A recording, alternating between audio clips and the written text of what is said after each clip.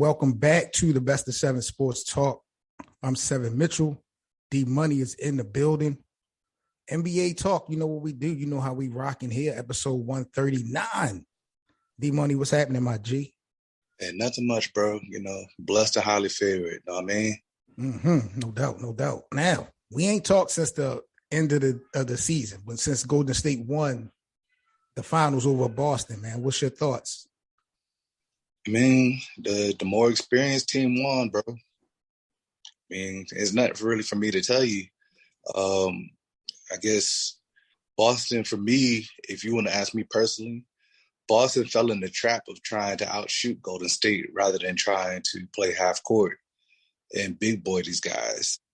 A lot of things, you know what I'm saying, just went the other way. I don't know why, like, you know, and then Jason Tatum's like a whole nother other story. You know what I mean? But well, what does that story read? Is he not a star now? What are you saying? Did he choke? What are we saying about Jason? You can't erase what he's done during the season. You know what I mean? And you can't erase, like, he's showed up, you know what I'm saying, for these playoffs. It's just that, you know, when it came to the biggest moments, man, one guy rose to the occasion, the other guy didn't. And at this point, you know, Andrew Wiggins rose up to the occasion, the guy that's checking him, and he just couldn't reach that mark. You know, and now you're not saying, hold on, wait a minute, I got to talk to the bosses real quick. You're not saying that Andrew Wiggins is better than Jason Tatum, are you? No, I'm not. But I mean, if one guy shows up and the other one doesn't, because I could say the same thing about Jaylen Brown. Jaylen Brown poured his heart out these finals, bro. You know what I mean? I troll and say, hey, Jaylen Brown is probably better than Jason Tatum, just trolling. But we all know, I mean, the highest ceiling is Jason Tatum. It's just for him. I mean, he's 24. I'm not gonna, you know, put him in the dirt like the media has done. You know, he just has to grow from this, and that's really what it comes down to. Just wasn't ready. Jaylen might be the best, bro, because Jaylen played both sides of the court. He did. Almost at an elite stat. And he does it in the moments that they need it. The biggest thing with Boston that I seen, yo, was just the turnovers, just the mistakes. You talked about the experience and stuff like that. Like, they really lost that series more than Golden State won it. So, you know why you have those turnovers? When you're trying to run with Golden State rather than game down and playing a post game. You're bigger. You're the bigger team, bro. I think it was like a lot of times they were forgetting, like, you guys are like averaging about 6'4", who I think Marcus Smart is like 6'4", right? All 7 feet, bro. You know what I'm saying? You guys are the bigger team. Y'all got to play like it, man. Now, what about this, D Money? Steph got his finals MVP. Mm-hmm. You know, is this a situation now that Steph is top 10 all time, now that he's gotten that award? Look, I'm not going to be mad if somebody puts him in the top 10. Me personally, I mean, I'm always going to say that he's probably the greatest shooter of all time. That's not up for debate. But what people have to understand is it's more to the game than just shooting the ball, which is, I mean, I get that's what, hold on, let me finish before you go. Don't cut me off, Smack. You know what I'm saying? Don't stop my time. You know what I'm saying? I understand the whole point is putting the ball in the hoop. You know what I mean? But, I mean, there are other aspects, like as far as, you know, when you measure him up against these top 10 guys, we have to measure, you know, unfairly or fairly, you have to measure size. You got to measure being able to play defense. You got to measure those skill sets, or even just passing. I mean, I'm like I said, I'm not gonna knock him. I'm not gonna put him personally in my top 10. Top 20, yes. I will put them that. Top 15, yes. But I feel like he has to still accomplish a little bit more for me to put him in my top 10. Wow. I just sent a tweet to Steph Curry apologizing to him for allowing you to come on this show to be so rude and disrespectful to a 4-time champion, 2-time MVP. The stuff that you're saying out your mouth right now is blasphemous. Oh, boy. You talk about size and things like that. That's what makes him so special. Mm-hmm. He putting up buckets against 7-footers. Mm-hmm. Your argument to me, bro. I have a question. You know who else has 4 rings? The King. And the Finals MVP? The King. Not besides the King. Iggy? Tony Parker. So Tony what? Has Tony Parker changed the game like Steph? Don't even do that. Y'all don't. I mean, but this is what y'all be telling me about. No, I don't be telling you nothing. Bro. I would never put Tony Parker in the same conversation as this man. Are you kidding me? What y'all say? Please. You know what I'm saying? Okay. All right, man. Let's get into the show, man. Because you off the charts already. So I can already see where this thing is going. So let's get into the first block of today's show, the Best of 7. Again, make sure you guys check out the Best of 7 podcast. It's available on all your listening platforms. Myself and D Muney, we be giving it to you guys as raw and authentic as we can when it comes to all the hot topics in the NBA. We're also on YouTube, social media everywhere. Just check us out at the Best of 7. Now, for the first block, man, we're going to talk about Kyrie, Irving, and the Brooklyn Nets. D Money, I'm going to start off with you.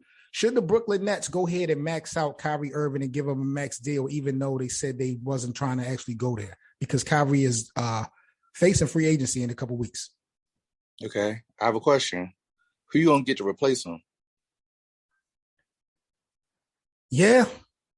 I mean, they trying to get Russ. I mean, I don't know if Russ I don't know what's going on because they talking about Kyrie going to the Lakers now. If he's a free agent, there's no trade. But if Brooklyn is able to make a deal before this happens, I really don't see anyone else but Russ. And I don't know if I'm pretty sure KD don't want that run that back. All right, bro. Y'all fall for it every time. The man is a troll. He's a troll, man. That's what he does, bro. The man's obviously just, you know what I'm saying, he's trying to work out a deal with the Nets. This is one of his tactics that he's using. Do we really believe that he's going to go back and try to be with the Lakers? And then for Russ, bro, like, what was it? Nick Wright saying, a good trade would be Ben Simmons and Kyrie for Russ and AD. In what planet?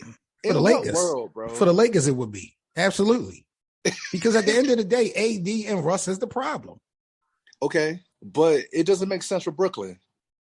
Who cares? We're not Brooklyn fans. Nick Wright was talking from the angle of a LeBron supporter. So it doesn't matter about Brooklyn. We was looking at it from the Lakers' advantage. Oh, my God.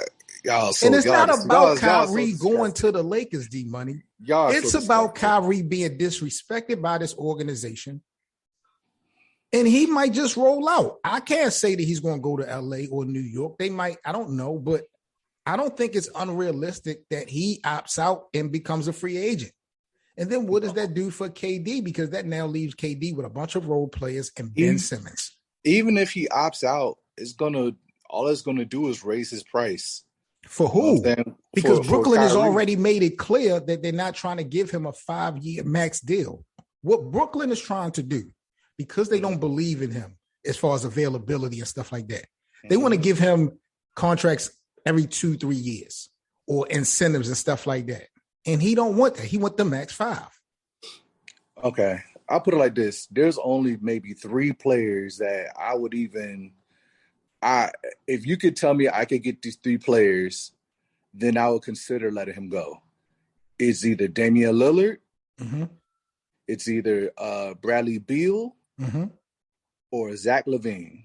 If you can tell me I can get one of these 3 players, I might think about not signing him. But we're gonna try to work this out to where you're not gonna get somebody better, bro. And as far as talent wise, I understand the availability, but it's more like this. It's like high risk, high reward at this point. It is what it is. And you kind of put yourself in a bind because it's like, okay, well, you look at the market for the talent and the point guards is out for free agency. It doesn't add up. So it's like, okay, and then you have KD that you have to worry about. Unless KD is really signing off on on Kyrie leaving, that'd be the only way that I could see him gone. Otherwise, he's not going nowhere, bro. I don't see it. I don't see it. Kyrie Irving, to me, moves to a beat of his own drum. That's why he left Cleveland. Mm-hmm. You know what I'm saying? I'm gonna watch this situation because I don't think that this is a situation. We see superstars in the NBA sometimes opt out so that the team could give them more money. We saw Anthony Davis do it after they won the championship. And to me, that was a mistake. Kyrie and Brooklyn have been going back and forth. And I want to do a little bit of homework when we talk about this quote unquote availability for Kyrie Irving, because at the end of the day, what are we talking about as far as Kyrie not playing? The situation with the vaccine, I don't know how many games he was out. And then I think he took a couple games off, a couple days off for the George Floyd situation and stuff like that. They kind of portraying it like Kyrie has taken half a seasons or seasons off for personal reasons. Kyrie has never done that. When he's been out for an extensive amount of time, it was due to injury as well. Yeah. And then also, too, you got to think about what was going on in Brooklyn at the time with that dumb rule when you had other players that were unvaccinated playing in Brooklyn. Right. You know what I'm saying? So it's like the mandate really rubbed, I want to say, white America the wrong way when it comes to Kyrie, because, you know, that's all they harp on. That's all they harp on is that situation with him. You know, same day, new controversy. You know what I mean? And here's the other thing, too, with Kyrie, bro. Kyrie got everything that he actually wanted. He's playing for a team that he grew up watching growing up. You know what I'm saying? And he lives in Newark, like right outside of Newark, like in Jersey. So I'm like, he's really like right there, bro. He's around his family. There's nothing else that you could get on a better situation than that, unless he really just, you know, maybe tired of the organization and tired of the situation. Well, that's what's happening. It's the disrespect. That's the only way. It's the disrespect. But when you look at Kyrie's production, I know Brooklyn didn't do so well. Kyrie still got it. It's not like he lost the step. So he didn't lose it. He's good. I think the strain of dealing with the mandate and everything that had went on this year with Harden and different things had taken a toll on the team when it came down to it. I mean, not an excuse, but it is what it is. You know what I'm saying? But all you could do right now is move forward, because you made a promise. Not so much promise, but you are the reason that KD and Harden is even there in the first place, bro. It's more so like, I understand it may not be the situation, but, you know, it's kind of like a breach of contract almost, in a sense, because you brung somebody over that didn't have to come. You know, and you got somebody involved in your mess. So you have to lie in it. That's just how I look at it, bro. Well, KD also is his own man. Like KD, to me, was a better player than Kyrie. KD, for all intents and purposes, should have had some balls and said, we're not going to Brooklyn. We're going to Madison Square and play with the Knicks. So, you know, I'm not going to hold Kyrie so much accountable for that decision for them guys linking up. It just didn't work out. But you brought up KD. I got to get your thoughts on this article that you had sent me. I don't know if this was from ESPN, but they are asking, this is so disrespectful.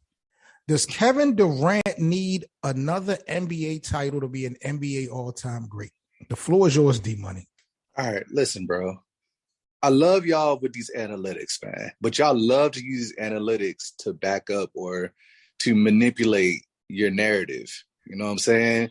And it's just real nasty work that I've seen with KD. Y'all have used everything that's happened with Golden State and Curry to slander KD. Somehow, y'all just can't celebrate the team of what's going on with them. Somehow, it keeps coming back to KD.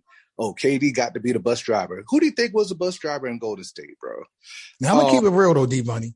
When Kevin Durant lost, people were, including myself, gave Golden State no chance to win a championship. Then on top of all the injuries. So I'm not mad that some of the Golden State fans are sticking their chests out, talking their talk now that they done won this fourth title. I'm not mad at that. I'm not either. But my thing is, don't do it and just to spite this man. I understand. I don't know what he's done to a lot of these guys. I don't know if he smashed their wives, spit in the kid's face. But it's like everything comes around to this dude. And I'm like, bro, even with the article, right? how are you going to say, well, maybe if they had Andrew Wiggins type player, they might have still won those championships despite KD, which is the most disrespectful thing. Because even if you look at plus minuses and numbers, you're not accounting for LeBron James, bro. Right. That's true. Come on, That's bro. true. Let's be honest, man. I was like, yo, the only way that they were going to win was getting KD or a KD level type of player. There was no scenario that they probably could have beaten the Cavaliers those 2 years. They knew that. They knew that. They knew that. After 2016, they knew it was do or die with Kevin Durant. They had to go get him. Think about this recency bias, because I'm like, man, just y'all want to praise Curry. I'm cool with that. He deserves it. You know what I'm saying? Let that man have his flowers. Give him his flowers. But don't do it just to spite KD, bro. But hold up. My thing about it is, how can you spite a man with this silly question when he was just named as one of the NBA top 75? So his spot is already solidified as being an all-time great. I don't even understand the angle of this question. And if we're talking about top 10 all-time, you can't give me 10 people better than KD. You can't. No, you can't give me 10 players right now better than KD. So any checks off boxes: Finals MVP, regular season MVP, NBA champion, scoring title, Olympic medal. Come on, man. Yeah, bro. I don't know. They just don't like him, bro. It's like he's getting that Carmelo Anthony treatment. It's like for some reason they don't like Carmelo Anthony. They don't like KD either, and I don't understand why. So it is what it is. We're going to see for next year, and I hope that he does figure it out to where he does so he can shut these people up, man. Because it's like the media wants him to win a championship by himself so bad. Yeah. And it's such a nasty narrative because the man already has championships. It doesn't matter how he got them. You still have to play the games. You know what I mean? So it's nasty work out here, bro. Media is just disgusting. What were some of your biggest takeaways from this past season?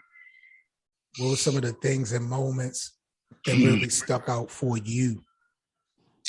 For me, man, I think injuries plays such a major role in the NBA. We've seen the last 2-3 years how big injuries play a factor in success and the direction that the NBA is going. I've also learned that you got to play to the end, bro.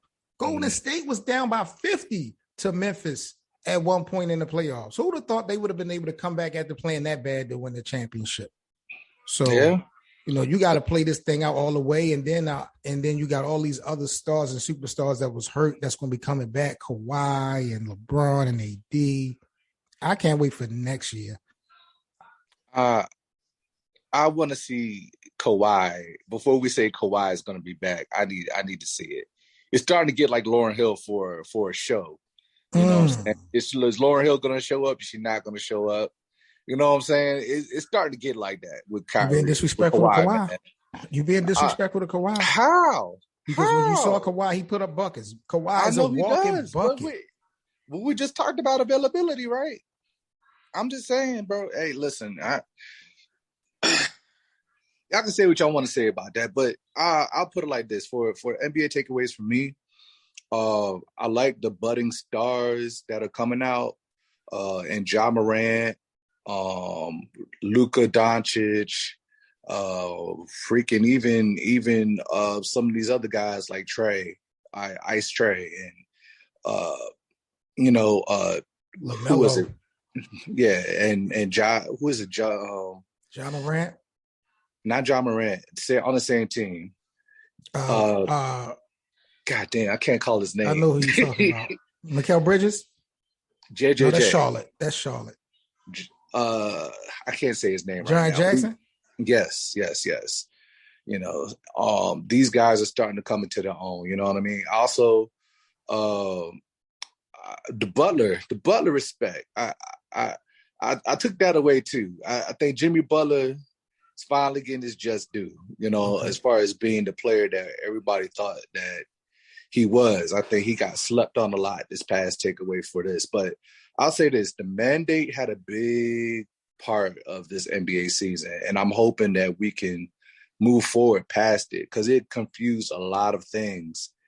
And also these refs and these calls, bro, the ticky tacks, the nasty, just like just the different calls that's been going through the season and these playoffs, man. We got to fix that, bro. It's been crazy.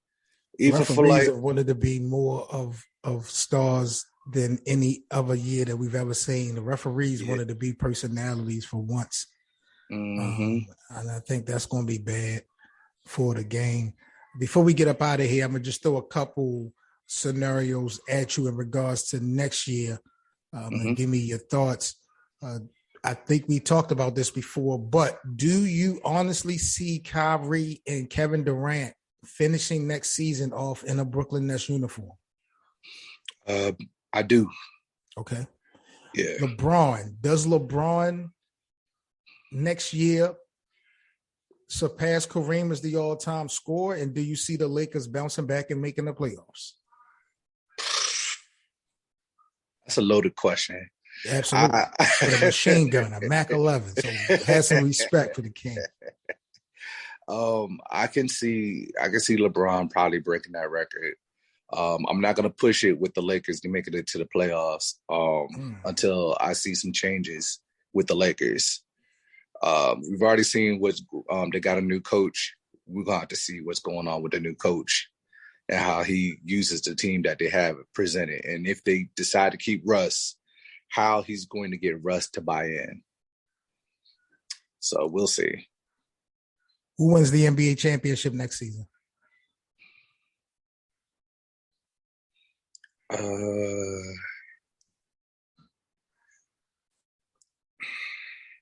Given that people are healthy. If people are healthy, you know what? I'm going alone. I can't tell you who's going to win, but I can tell you who's going to be in the finals. Who's that?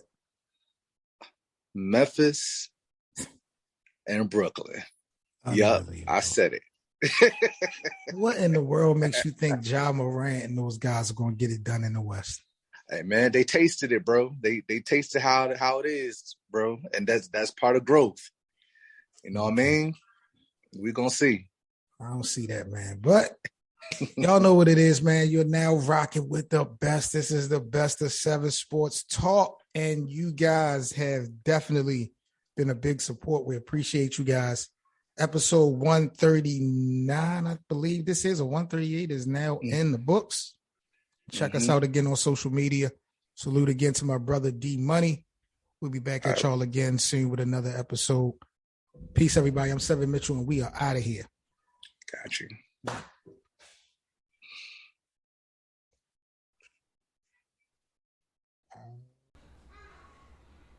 All right, man. I want to thank you guys for listening into another episode of the Best of 7 Sports Talk. I'm Seven Mitchell, man. Make sure you follow the show to be sure to be notified about the next episode. Also, I'll put the Linktree link in the description so you can follow us on social media as well as donate and contribute to our platform. See you guys again on the next episode. Peace.